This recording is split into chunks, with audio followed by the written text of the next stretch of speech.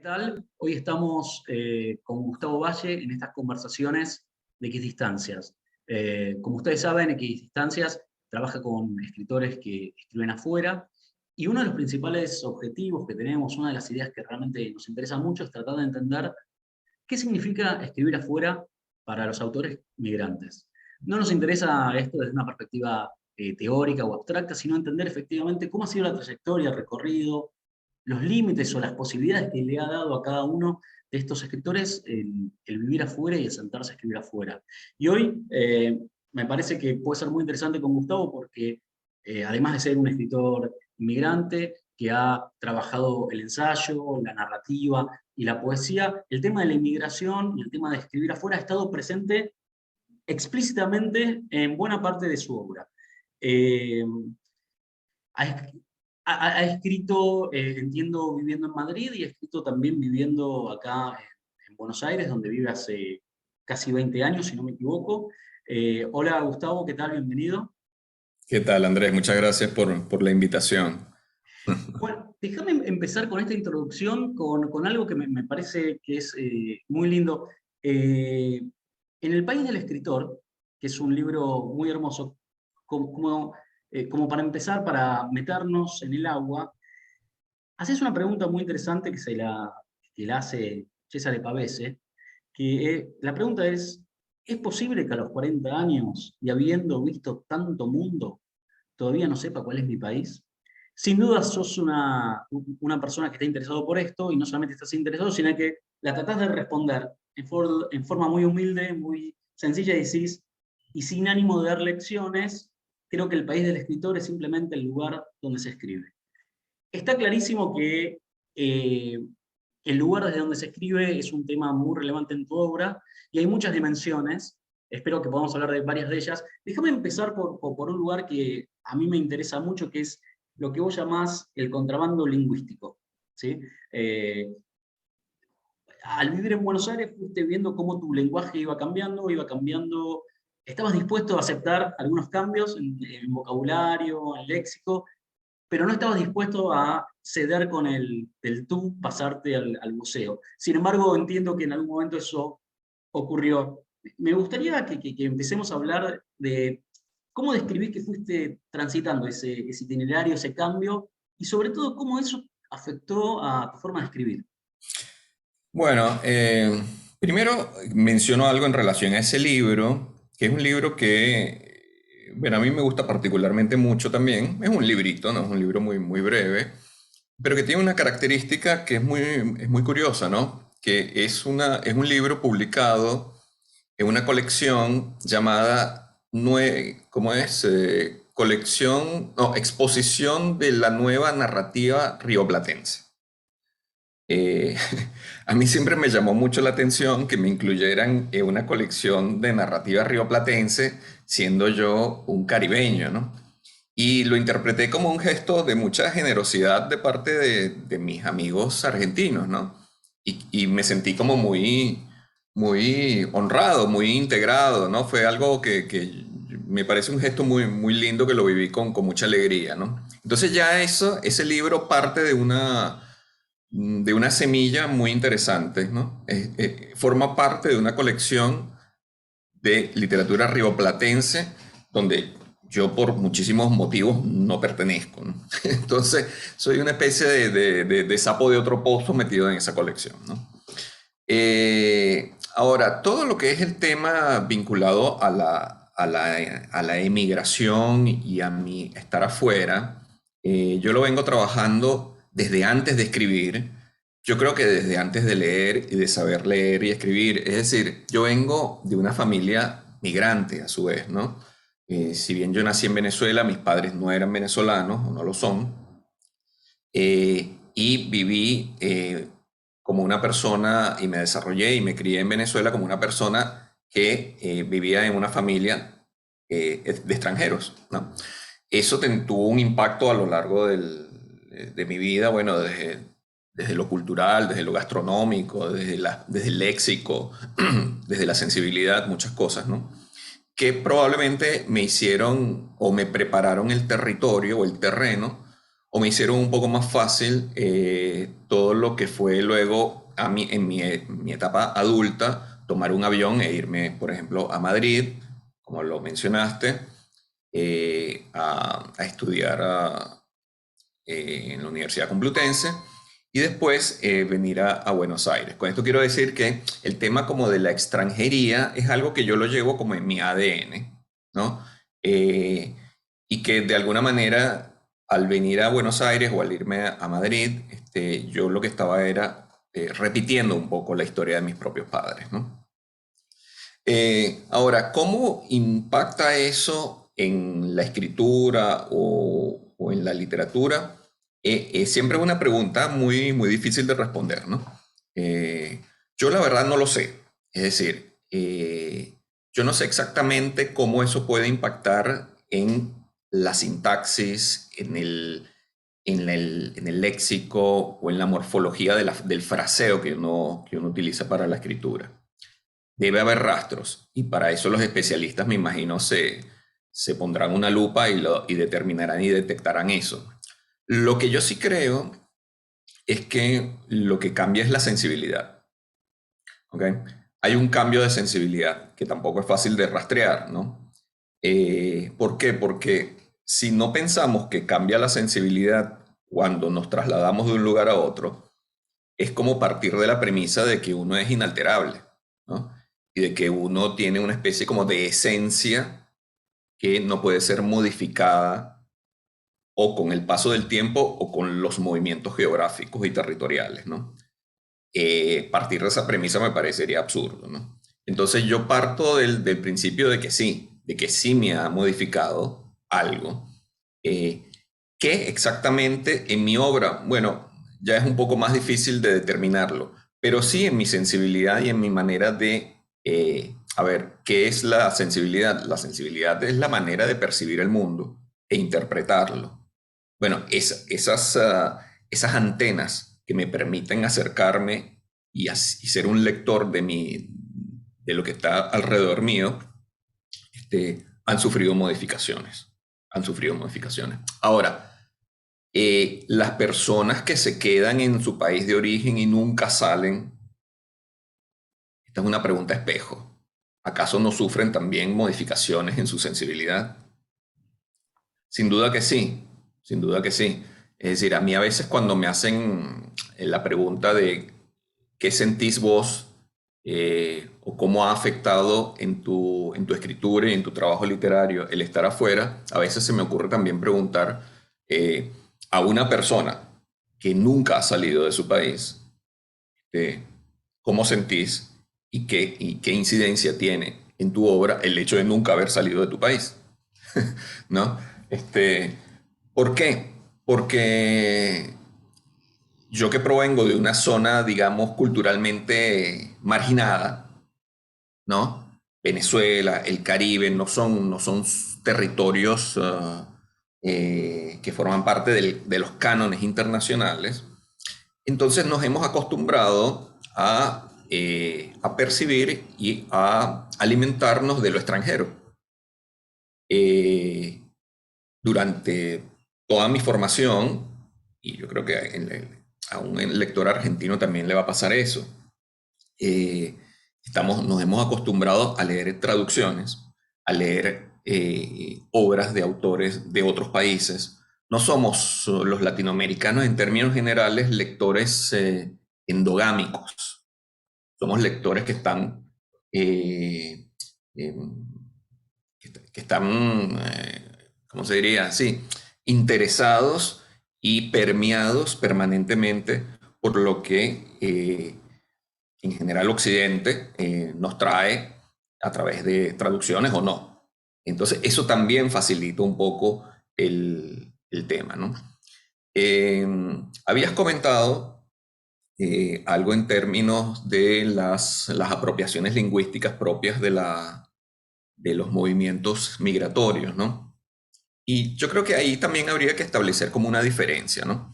Una cosa es la vivencia personal y el uso que uno hace del idioma y las modificaciones que uno incorpora en él eh, en el día a día, en el trabajo, con las personas que te rodean, etcétera. Y otra cosa es la obra, y otra cosa es la literatura, y otra cosa es la escritura, que, bueno, no es precisamente, no es necesariamente un trasvase de una cosa a la otra, ¿no?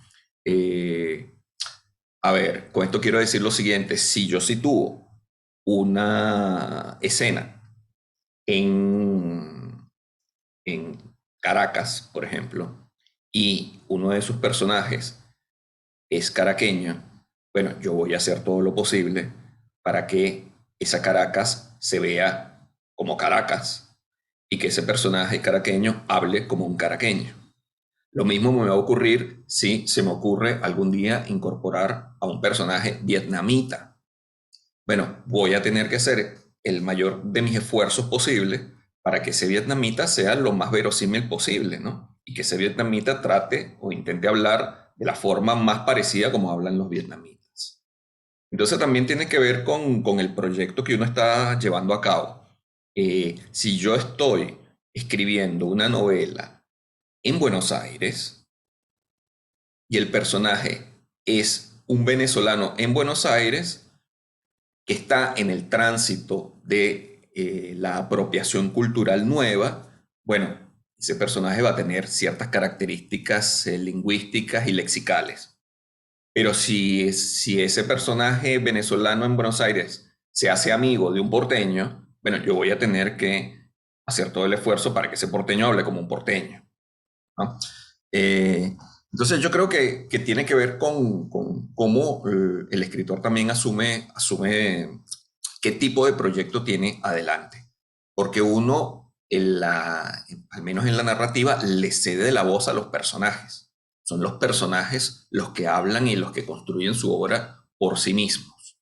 Uno tiene que hacer ese enorme esfuerzo y no ser nada más los personajes especies de ventrílocuos de uno, ¿no? Creo que cuando eso ocurre, cuando los personajes son ventrílocos del escritor, se nota y se ofrece entonces un producto de, digamos, menos interesante, de menor calidad literaria, ¿no?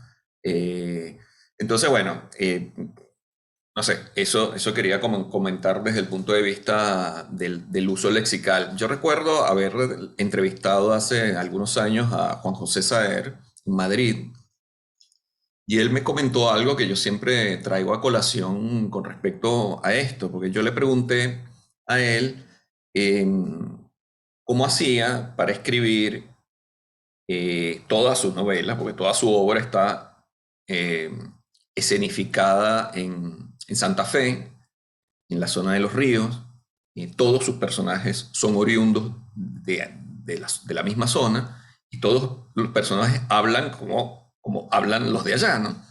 Entonces yo le pregunté cómo hace para hacer eso durante años, teniendo 35 años viviendo en París, ¿no? Y él me dio una respuesta que a mí siempre me ha gustado mucho. Él me dijo que em, lo que él transmite a través de su literatura, o lo que él calca de alguna manera, son las estructuras del lenguaje. Lo que yo interpreto que sería como una parte, una especie como de sintaxis, ¿no? Eh, Más no el léxico. ¿Por qué? Y eso me lo dijo Saer en su momento, y tiene toda la razón, porque las estructuras del idioma cuesta más trabajo y tiempo que se modifiquen. Pero las palabras y el léxico cambia permanentemente. Entonces, si uno se ata a lo lexical, por supuesto, puedes ofrecer o corres el riesgo de ofrecer una obra que en poco tiempo sea arcaica, qué sé yo, o pierda vigencia. Pero si atiendes a la estructura del idioma, al fraseo natural del porteño o del caraqueño o de quien sea, bueno, ahí muy posible que tengas un poco más de éxito en esto, ¿no? Bueno, ahí Gustavo nos has abierto mil puertas. Déjame recorrer alguna. eh, que hablaste de esta bifurcación cultural o tri o multi que has tenido, porque no solamente has sido inmigrante, sino que vos mismo, tus padres han sido inmigrantes. Eh, pero además en tu obra, sin querer analizar o poner el dedo en la llaga o señalar, pero hay muchas situaciones, hay muchos personajes que son personas que no están en ningún lugar o que están yendo, están en tránsito, son no, dejemos usar la palabra nómades. Me viene a la cabeza incluso Bajo Tierra en tu primera novela que, corregime a lo mejor si no recuerdo exactamente, pero que el padre del personaje, bueno, es un tipo que no está en ningún lado y aquellos que viven bajo tierra en estas cuevas, sí, también son tipos que son llevados de un lado a otro y no terminan estando en ningún lado y nadie está en ningún lado. Incluso las cartas que nunca se entregan no van a ningún lado, de personas que que están en lugares distintos. Y entiendo que también algo así pasa en Happening, que es una novela donde transcurre, ¿no? Que alguien está yendo. Además de muchas obras, muchas crónicas que has escrito sobre viajes o sobre personajes que viajan o sobre escritores que han viajado. Eh, e incluso, o sea, no quiero tomar como, o sea, como escrito sobre piedra, pero vos mismo en Ciudad Imaginaria, este libro, este poemario tuyo, terminas con una oración muy linda que es algo así como, hallarás un país en el medio de los vientos a 900 kilómetros por hora, ¿no? O sea, está todo el mundo, o en tu cabeza está muy, muy presente la idea de aquel que no está en ningún lado, ¿no? Sí, y quizás por eso el lugar del escritor es la mesa y la silla donde está sentado haciendo su trabajo, ¿no? Y eso puede estar y puede ocurrir en cualquier parte. Eh, yo creo que, digamos, tampoco es algo, es casi un tópico, es un tópico de la literatura, los viajes. Ya lo dijo Piglia en su momento, o se hacen literaturas de investigación o se hacen literaturas de viaje. Es decir, o se hacen policiales o se hace literatura de viaje. Yo estoy marcado, evidentemente, por las mudanzas, por las traslaciones, más que por la investigación policíaca, ¿no?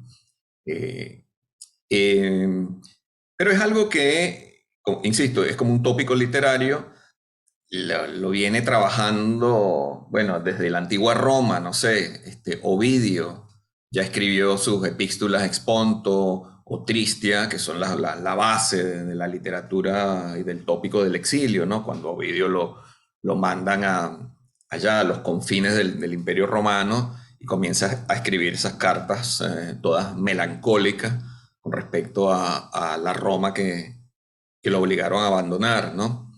Que además es interesante porque hay dos miradas del exilio, ¿no? Y que uno se lo encuentra, lo encuentra en las mismas personas que uno va conociendo por el mundo. Es decir, seguro vos te habrás topado fuera de Argentina, argentinos que o bien son sumamente nostálgicos, o bien o sobreactúan la adaptación a su nuevo lugar, ¿no? Este, eso ya estaba como trabajado hace mucho tiempo en Plutarco y en Séneca. Plutarco precisamente, o Ovidio, perdón, era un autor nostalgioso, estaba permanentemente llorando la amputación de su patria y sentía que realmente le habían cortado los brazos. O sea, él estaba sufriendo mucho por estar fuera de Roma, ¿no? Y después tipos como Plutarco, como Ovidio, es decir, ¿cómo se llaman? Los filósofos estoicos, eh, dicen todo lo contrario, ¿no? Es decir, a ver, yo me puedo mudar a donde sea, pero ese lugar siempre va a soplar el mismo viento y va a brillar el mismo sol, dicen los estoicos, ¿no? Entonces, bueno, yo creo que en mi caso personal, no sé, soy como una especie de mezcla entre Ovidio y Plutarco, ¿no? Por momentos sufro una nostalgia, a pesar del montón de años que tengo afuera, una nostalgia importante por las cosas que he dejado atrás. Eh, y por otro lado, a veces tengo la sensación de ya haber echado raíces en otro lugar, ¿no? Y en mi caso personal, bueno, tengo un hijo que nació acá, etcétera, entonces eso también obliga a una adaptación inevitable, ¿no? Eh, entonces, no sé, uno está, a ver, si a esto le sumo que el concepto patria me chirría permanentemente y que todo lo que tiene que ver con la identidad o la identificación de uno con respecto a un espacio territorial me molesta porque, lo sabemos, ha sido permanentemente utilizado y manipulado desde el poder para cualquier tipo de fin, generalmente non santo. Entonces, todo este tema de la identidad asociada a un lugar geográfico a veces me parece medio infantil, ¿no? Porque realmente uno no está pensando en los límites fronterizos del mundo cuando uno está leyendo o cuando uno está escribiendo o cuando uno está soñando o cuando uno está amando, ¿no? El mundo es toda esa especie como de melange de cosas que se cruzan permanentemente. Eh, y sin embargo, nos quieren obligar a establecer un vínculo con el mundo donde esas cosas prevalezcan, ¿no? Donde esas fronteras determinen nuestra manera de ver las cosas. Y la verdad es que eso siempre me incomoda y creo que no es verdad, no es cierto, ¿no? Es decir, qué sé yo, ya Borges lo había comentado en ese famoso ensayo sobre el escritor argentino. ¿Qué es el escritor argentino? Bueno, es una mezcla de tradiciones foráneas, propias, que van generando en cada caso un crisol diferente, ¿no? El otro día también me preguntaban en una entrevista, bueno, ¿qué es la literatura venezolana hoy en día, tomando en cuenta que la gran mayoría de los escritores venezolanos, o muchos, eh, se han ido del país por las razones que ya todos sabemos, ¿no? ¿Cómo se puede establecer hoy en día la literatura de un país o qué rasgos pueden identificar la literatura de un país si muchísimos de sus escritores ya no viven en ese país, ¿no? Por lo tanto, ¿son esos escritores venezolanos o están haciendo literatura venezolana? No sé, a mí me parece primero no es un métier mío, ¿no? Eso se lo dejo a los críticos, ¿no? Pero me parece siempre un poquito, ¿cómo se diría? Baladí, ¿no? Un poquito baladí. Porque, en definitiva, cuando, no sé, cuando a Jorge Volpi, que ganó el premio de Biblioteca Breve hace como 20 años, escribió En busca de Klingsor, y es una novela absolutamente europea, que no tiene nada que ver con México. Bueno, se lo premió y es una gran novela. ¿Qué importa? Y es literatura mexicana. Bueno, puede ser literatura mexicana porque la escribió un escritor mexicano, porque fue imaginada por una mente mexicana. Sin embargo, el tema es completamente no mexicano. Bueno, qué sé yo, son cosas que se pueden debatir, ¿no? Eh, eh, bueno, no sé si respondí a tu pregunta, pero... De hecho, déjame, entiendo que Jorge Volpi por primera vez se dio cuenta que era un escritor latinoamericano, esto como para hacer un chiste sobre la identidad. Se dio cuenta que era un escritor latinoamericano cuando estaba en España, que a él lo clasificaban como escritor latinoamericano, ¿no? Que obviamente probablemente se sentía muy alejado de lo que podía ser un argentino o un chileno, ¿no? Sí, esta idea de estas clasificaciones identitarias. Pero déjame traer una cosa acá que me parece muy interesante. Vos hablaste recién de la imaginación, eh, y junto con la imaginación está flotando en el aire la idea de la memoria. O sea, porque puede ser que no haya lugares, que no haya identidad, que no haya, coincido, ¿no? Esta idea de asociar una identidad porque uno nació en un lugar o tiene un pasaporte de cierto color, pero sí va por dentro, está presente la memoria. Y la memoria como sirve para reconstruir las cosas como las hemos visto o pensamos que las hemos visto. Y vos creo que acá, creo que dijiste en algún momento, escribiste, que vos redescubriste Caracas estando en Madrid, que la Caracas a lo mejor que tenías en la cabeza Era una Caracas que en Madrid, cuando la empezaste a caminar, te diste cuenta que era distinto o te obligaste a tener que pensarla de otra manera.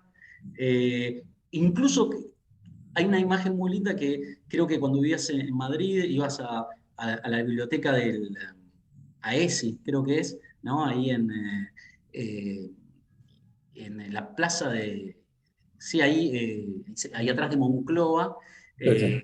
en la plaza de Jesús, del Niño Jesús o algo así, creo que se llama esa plaza. Yo viví ahí de casualidad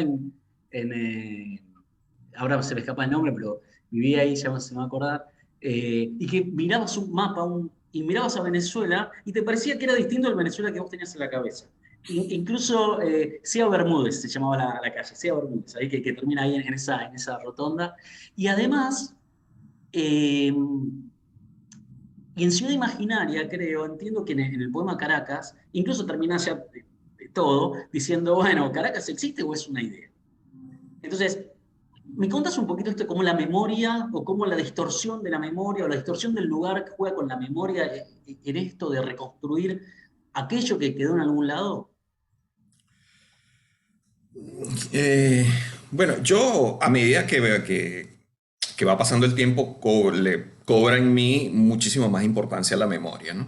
Evidentemente el paso de los años hace que ese efecto se potencialice, ¿no? Eh, ahora, la memoria como invención, ¿no? Porque, y esto por supuesto, creo que lo sabemos todos, la memoria como dato técnico, como dato inalterable de la historia personal o colectiva, me importa muchísimo menos, ¿no? Que la memoria como proceso imaginario, ¿no? Que la memoria como un laboratorio de invenciones personales y colectivas, ¿no? De hecho,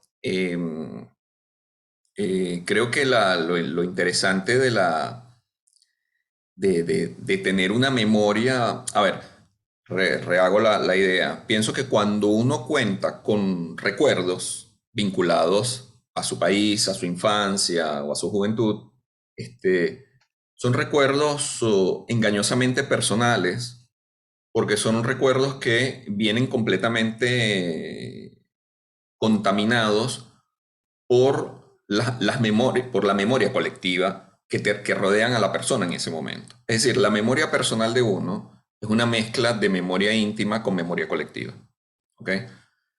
Si partimos de esa premisa, entonces la memoria es prácticamente algo demasiado esquivo, porque ¿dónde podemos determinar qué fue lo que realmente ocurrió si la memoria de uno está mezclada con invenciones de uno, con memoria de uno, con memoria de otro, con memoria? Bueno, es imposible saberlo. Este, eso nos damos cuenta de esa, ¿cómo se diría? De esa cosa resbaladiza que tiene la memoria cuando uno se sienta con amigos que no vio hace 20 años y se toma una cerveza y cuentan un episodio que compartieron y las versiones son diferentes o levemente diferentes, ¿no? Entonces, la memoria termina siendo una construcción ficcional, ¿no? Y es una de las grandes herramientas, a mí me parece, yo diría quizás la más importante herramienta de la construcción de la ficción para un escritor. Eh, pero no porque el escritor vaya en busca de recuerdos como si fuera un pescador memorioso, ¿no? Sino cuando el escritor desarrolla la suficiente libertad para hacer de esa memoria que contiene, que lo acompaña, una masa maleable con la que poder construir el recuerdo quizás que a él le gustaría tener, ¿no? En definitiva, uno escribe, sobre todo novelas, en mi caso personal, es para reconstruir los recuerdos de la manera que a mí realmente me gustaría que fuesen o que hubieran ocurrido, ¿no? Eh, entonces, bueno, es un poco así, no sé, la herramienta literaria no la concibo en este momento, sino atada a la memoria, pero bajo esa premisa, ¿no? Una memoria completamente atravesada por la libertad de la creación.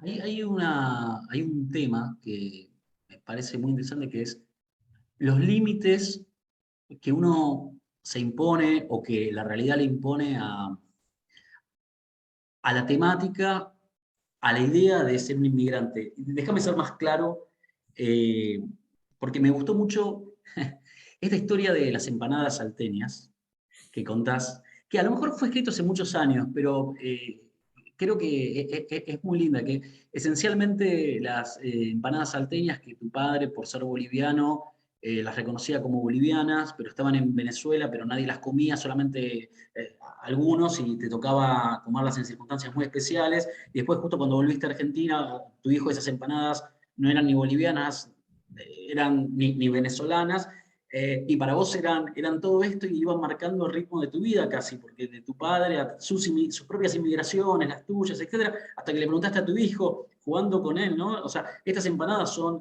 salteñas, bolivianas, venezolanas, argentinas, y al pibe no le interesaba nada esa pregunta, ¿no? Eh, ¿qué- qué- ¿Cómo uno a veces se enfrenta con estos límites, hasta dónde uno puede pensar algunas cosas o cuán relevantes son? Y a lo mejor esa no es la pregunta más importante que se deriva de esta historia, pero me gustaría ver si me puedes ayudar a ver qué cosa interesante hay atrás de eso. Qué sé yo, no sé, creo que más que conceptualizar algo alrededor de eso, me gusta ver los puntos que van quedando en el mapa, y que me gusta traerlos a colación, ¿no? En este caso, la parte gastronómica. La gastronomía bueno, es probablemente ¿cómo se diría? La punta de la lanza cultural generalmente de toda migración, eso lo sabemos todos. Acá, cuando llegaron los venezolanos, lo primero que llegaron son las arepas. Creo que llegaron primero las arepas y después llegaron los venezolanos, ¿no? Entonces, y ocurre en todas partes, ¿no? Lo sabemos. En Londres o en París están las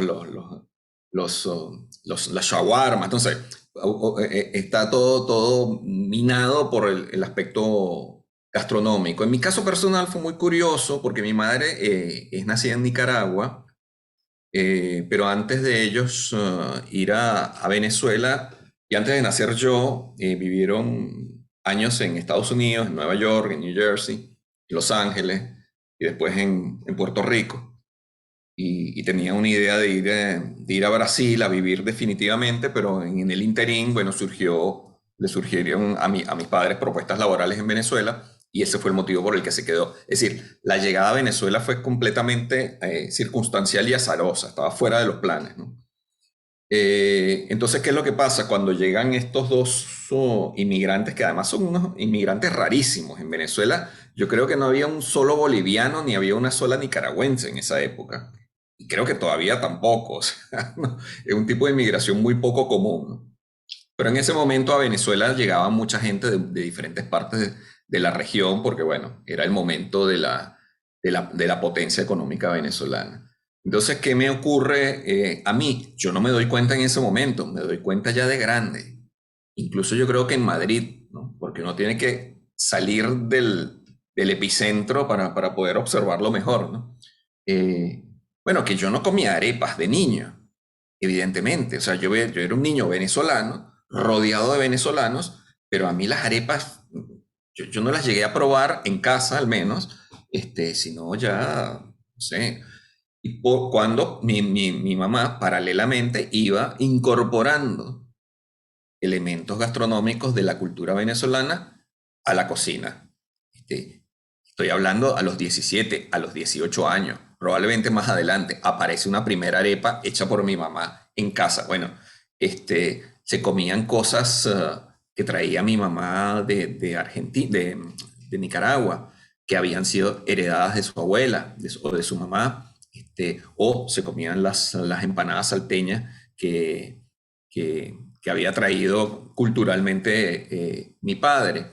Y fue muy interesante ver el proceso de venezolanización, no de mi padre porque él murió siendo yo muy niño, pero sí el proceso de venezolanización de mi madre, ¿no? Y uno de esos procesos fue incorporar comidas propias de Venezuela y otro fue incorporar también léxico y maneras de hablar que a mí me extrañaba, ¿no? Y se lo hacía saber, ah, mira, estás diciendo coño, o estás diciendo algo que... Entonces, ese proceso luego yo lo copio, ¿no? Lo copio sin darme cuenta en lo absoluto y me pasa día a día. Entonces, no sé cómo teorizar alrededor de esto. Yo creo que forma parte de lo mismo, forma parte de todos estos trasvases culturales a los que uno está expuesto cuando uno sale de su lugar de origen. Este, pero, ojo, a mí siempre me gusta hacer esta situación espejo. Yo creo que las personas que nunca dejan su lugar de origen también están expuestas a una cantidad de contaminaciones, ¿no? Es decir, uno cree que porque la persona no salió nunca de su casa o de su país, entonces siempre va a estar inalterable a como fue o como debió haber sido, etcétera. No, falso, porque cualquier país es un espacio de contaminación y de permeabilidad permanente desde el punto de vista cultural, ¿no? Este, de hecho, volviendo a la gastronomía, yo recuerdo estando en Venezuela eh, que al dulce de leche de acá se le llamaba dulce de leche, o sea, era el dulce de leche. El dulce de leche es el dulce de leche en cualquier parte, ¿no? Y no era tan famoso como en Argentina, pero se hacía y se comía dulce de leche. Bueno, yo me monto en un avión, me voy a Madrid y al volver, no sé, como a los 8 años, 6 años, veo que ya nadie le dice dulce de leche al dulce de leche, sino que la gente ya le decía arequipe, ¿no? Que es como le dicen los colombianos. ¿Cómo ocurrió eso? Porque por los fenómenos económicos generalmente, porque creo que hubo una fábrica que cerró de dulce de leche venezolano y empezaron a importar el dulce de leche colombiano, ¿no? Y el dulce de leche colombiano llegó con el sabor, pero con la palabra también, ¿no? Y entonces cuando yo volví, yo quería comer dulce de leche y la gente me decía, ah, arequipe. Y me parecía muy raro, ¿no? Entonces pasa eso, ¿no? O sea, los lugares las personas que se quedan en su mismo sitio, que no se mueven y no se montan en un avión, también están permanentemente cambiando y alterándose culturalmente, ¿no? Entonces creo que a mí siempre me gusta establecer esta situación de espejo, porque si no uno queda como un bicho raro, ¿no?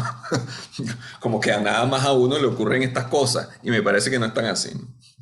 Y Gustavo, vos, la mayoría de las novelas, las dos primeras, transcurren en Venezuela. Todo el resto de, no sé, de tus crónicas transcurren en diferentes lugares, en los lugares donde te ha tocado estar, pero en las novelas es como que hay no sé, un imán, un ancla a la cual volvés. Esto es una decisión estética, es porque hay una pulsión, déjame llamarlo así, de la cual no puedes escapar, incluso habiendo pasado mucho tiempo desde que te fuiste. Sí, bueno, es una pregunta que siempre me hacen. La verdad es que uno hace lo que puede, ¿no? Uno hace lo que puede y uno imagina lo que puede o lo que le sale, ¿no? A mí me cuesta mucho decir, bueno, yo ahora voy a escribir una novela porteña, porque como tengo 16 años viviendo acá, ya me toca escribir una novela porteña.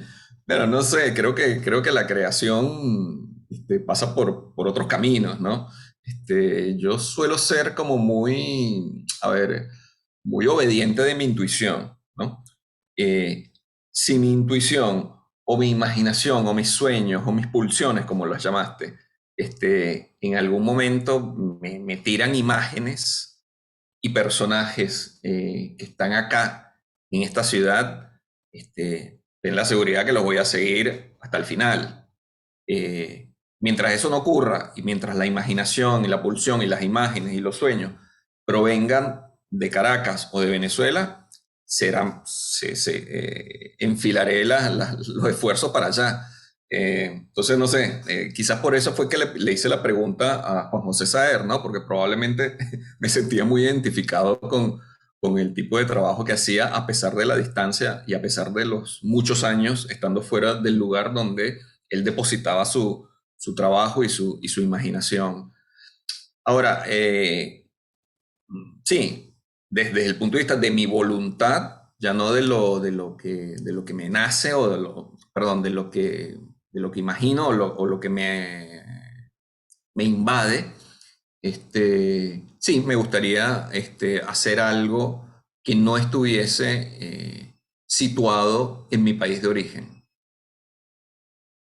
Lo que pasa es que a veces no es suficiente con la voluntad, sino que debe asistirlo a uno, no sé, algo que no esté necesariamente preprogramado, ¿no? Gustavo, antes mencionaste de la periferia de Venezuela y del Caribe en el mundo hispanoamericano, cultural. A vos te tocaron dos grandes inmigraciones, ¿no? Una yendo a España, donde ahí todos los latinoamericanos somos, digamos, déjame entre comillas, somos sudacas, todos estamos igual, todos tenemos ese complejo de inferioridad que en el imaginario, ¿no? España es el centro cultural y nosotros periferia. Y después te tocó venir acá a Buenos Aires, donde de alguna forma es un centro cultural, el imaginario también, aunque sea regional, pero es un centro cultural. Y vos seguías viniendo de un lugar periférico, como Venezuela o el Caribe. ¿Fue distinta la experiencia esa entre ir al centro y al centro relativo? Bueno, sí, sí, sí, sí. Pero, o sea, diferencias hay muchas. Diferencias hay muchas. Diferencias desde el de. También las circunstancias en las que yo estuve en España son distintas a las circunstancias en las que yo estoy acá. En España yo estuve como estudiante de un doctorado, y acá estoy como un trabajador, digamos. Entonces, y como padre de un hijo. Entonces, digamos, desde ahí también las circunstancias cambian y son diferentes. Y mm, eh, no sé, sí, es que creo que en la pregunta está contenida la respuesta. Son diferentes. Son diferentes. Ahora bien, yo sentí que en España, por ejemplo, participar del universo cultural, específicamente publicar en una revista o publicar en un periódico, se me hizo un poco más sencillo que acá, ¿no? Acá después, bueno, por suerte logré, yo escribí mucho durante algunos años para la revista Eña de Clarín, para Perfil, para diferentes medios, pero en un inicio me resultó complejo, ¿no? O sea, no era tan fácil y lo atribuí bueno, a la competencia, digamos, tan fuerte que hay, sobre todo en la capital, ¿no? Porque hay mucha gente y probablemente no hay tantos espacios para tanta gente que está queriendo manifestar y expresarse a través de un libro, a través de un artículo, a través de un poemario, a través de una novela, ¿no? Y siempre me pareció que el universo cultural porteño tenía unas dimensiones macrocefálicas, ¿no? Es decir, cuando uno ve, por ejemplo, las convocatorias por dar un ejemplo, del premio Clarín de novela, donde llegan, creo que la última vez sumaron como 800 o 900 novelas. Bueno, esas son cifras que se escapan completamente de todo lo que tiene que ver con los concursos en España o en cualquier otro país de la región, ¿no? En España los premios internacionales suman entre 500 y 600 novelas, ¿no? Entonces, esa sobredimensión hace que probablemente sea más difícil. Y también me encontré cuando llegué acá, con algo que yo no había visto tanto en Venezuela como en España, que era, por ejemplo, la autopublicación, ¿no? Las personas que pagaban para que se publicaran sus primeras obras, y a veces no necesariamente las primeras, sino casi toda su obra, para eso, y que también lo atribuyo a eso, ¿no? Hay como una población enorme de creadores, de escritores, y que no hay un medio que se dé abasto para satisfacer, digamos, esa demanda, para decirlo en términos económicos, ¿no? Yo sentía que en Madrid eh, el camino era un poco más fácil para llegar a escribir en un artículo o a publicar un libro. Y en Venezuela, bueno, sobre todo antes de yo irme, estamos hablando del final de los años 90, principios del 2000, también había una cierta facilidad, ¿no? Creo que eso es lo que más la diferencia que más veo desde el punto de vista como cultural. Y también acá me encontré con algo que no era tan común en Venezuela y en Madrid, y que me gustó mucho, que era ¿cómo se llamaría? Como la participación pública del quehacer literario. Es decir, las lecturas, los ciclos de lectura, los talleres, o sea, todo lo que implicaba que los escritores pudieran salir de su escritorio e interrelacionarse con otros colegas a través de ciclos de lectura y de talleres. Bueno, me parecía como muy, muy potente. No es que no existiera en Madrid o no existiera en Venezuela, pero sí en una proporción mucho menor, ¿no? Entonces, bueno, esas dos diferencias creo que me parecieron siempre muy, muy notables, ¿no? Hay una dimensión muy interesante que es cómo los autores que llegan se logran ir insertando de a poco en el medio cultural al cual llegan, ¿no? Como vos dijiste, las arepas llegan antes que las personas. Han llegado en los últimos 15 años muchísimos venezolanos eh, a Argentina, a Buenos Aires principalmente, me imagino. Eh, y en algunas de tus crónicas, incluso algunos de tus artículos, has descrito cómo se organizan en talleres literarios, cómo tienen una organización cultural y que vos a lo mejor participás también, pero participás ahora, quiero entender si efectivamente participás, pero además si participás, ahora participás desde un lugar, déjame decirlo, relativamente consagrado, o sea, tu lugar es distinto que el lugar que tenías cuando llegaste hace 15 años, y hoy estás en otro lugar más bien como de guiar a aquel que entra para que bueno, sepa por qué camino circular o cómo circularlo. ¿Eso te está pasando? ¿Te ha significado algo? O sea, ¿funciona? ¿Este sistema está estructurado? Sí, sí. Bueno, no sé si funciona tanto ese sistema. Creo que funciona más, lo que tengo entendido, más desde el punto de vista como de la cooperación con las personas que llegan con dificultades económicas, y hay redes de ayuda y redes para ubicarlos y lograr que logren dormir en una casa y logren darle abrigo si hace frío. O sea, ese tipo como creo que en relación con la Iglesia Católica también se han armado cosas así, ¿no? Es decir, como una actividad de cooperación humanitaria, ¿ok? Eso sí entiendo que se ha dado. Sé por grupos de Facebook y por amigos que eso, al menos hasta hace poco tiempo, estaba bastante activo. Ahora, desde el punto de vista cultural, yo creo que quizás nos está faltando, la verdad, que quizás nos está faltando un poco, ¿no?